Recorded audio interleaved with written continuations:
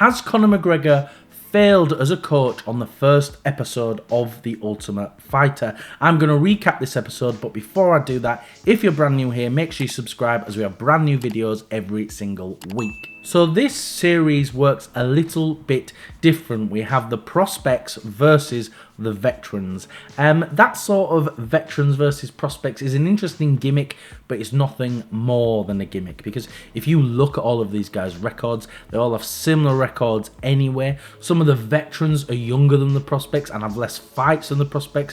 One of them's even a champion, so it doesn't make any sense, or an ex-champion anyway. But it's a fun gimmick nonetheless. So Chandler and Conor flipped a coin and they got first picks. So Conor got all of the prospects and Chandler got all of the veterans, which I thought was a bit odd because you've got the 135 division and the 155 division. So I thought they'd have split that up a little bit, but it doesn't seem like that's what they're doing.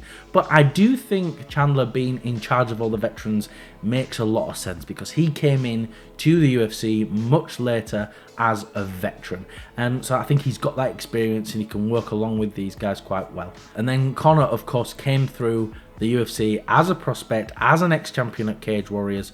So again, I think that kind of makes sense for both guys. So then all the guys go into the house and they've got proper 12 and cans of Forged Stout, which is, you know, it's great for them. And it's great promotion for Conor, but I don't know if that's an ideal thing for this kind of competition. I think, in all honesty, these guys probably shouldn't be drinking, but who am I to judge? They can do whatever they want. So then we see both teams training with their coaches and their assistant coaches, and Michael Chandler has come out super corny straight away, which I expected, of course, but I thought maybe he'd have to tone it down a little bit, because you can't live your life with this motivational speaker all the time. But it seems perhaps that's what he is. And again, it's a little bit cheesy and it's getting a little bit annoying just in the first episode, but maybe that'll all sort of mellow out as we get into it. But Chandler's team are doing some very basic drills, and then Conor's team come out and they're all ready to fight and all that kind of stuff, and they're doing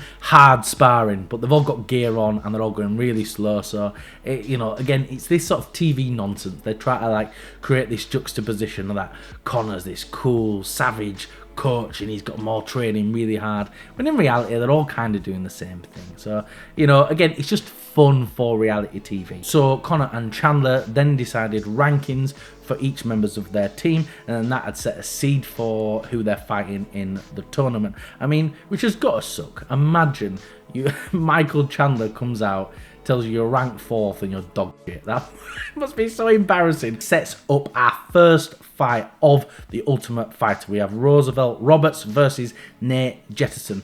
We get to find out a little bit about these guys. So Nate is an ex-champion at LFA and he's just recently fought at PFL. And yet he's the prospect, and he's older than Roosevelt as well, and he's got more fights. So it doesn't quite make sense that he's the prospect and the younger guy with less experience is the veteran.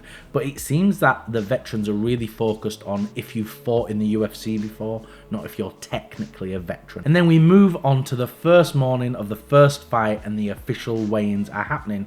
Conor McGregor's not there, and Michael Chandler's kicking off about it, really sort of playing that up. But I do wonder if they're just playing that up for television, because I imagine with someone like Conor, he's very expensive, especially for this reality TV, and his time is very, very expensive. So I imagine he's probably not even supposed to be there anyway. He's probably just supposed to be there for a certain few episodes, turn up, do the training. He doesn't need to be there for the official weigh-ins. Sure, it'd be nice for his team, but whether he needs to be there or not, I don't really know. But anyway, so then Conor McGregor comes whizzing in his Lambo. He's got this cool juxtaposition where sort of Chandler's kind of the nerdy coach and Conor's this cool coach who doesn't care.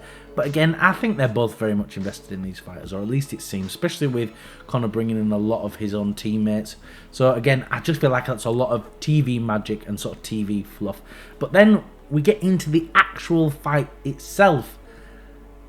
There's not much to talk about, because Nate gets knocked out within the first exchange, which is a real shame, because I really wanted to see Nate and see how he could sort of compete at that level.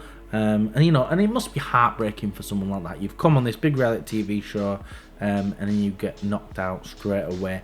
And I wonder, did Conor fail Nate as a coach straight away, because he said, look, don't rush anything, take your time. And then Roosevelt did the complete opposite. He rushed out, came out, and got him finished straight away. But then it makes it tricky, because did Conor fail him, or did Nate not listen to his advice? It's super short, so you can't really tell. But Conor said, take your time. So if maybe Nate have just have disengaged straight away, but he seemed to jolt right in there, first in those exchanges, and so and was trading blows almost instantly. So again, it's tricky to know if Conor failed or whether Nate just didn't listen. But what do I think of this show overall? To be honest, nothing overly exciting happened, but it is just the first episode, and we're building a lot of things. We're introducing the concept, we're introducing all the fighters, and I am excited for it, and I'm looking forward to what each episode's going to bring. But I do think that's all we've got time for.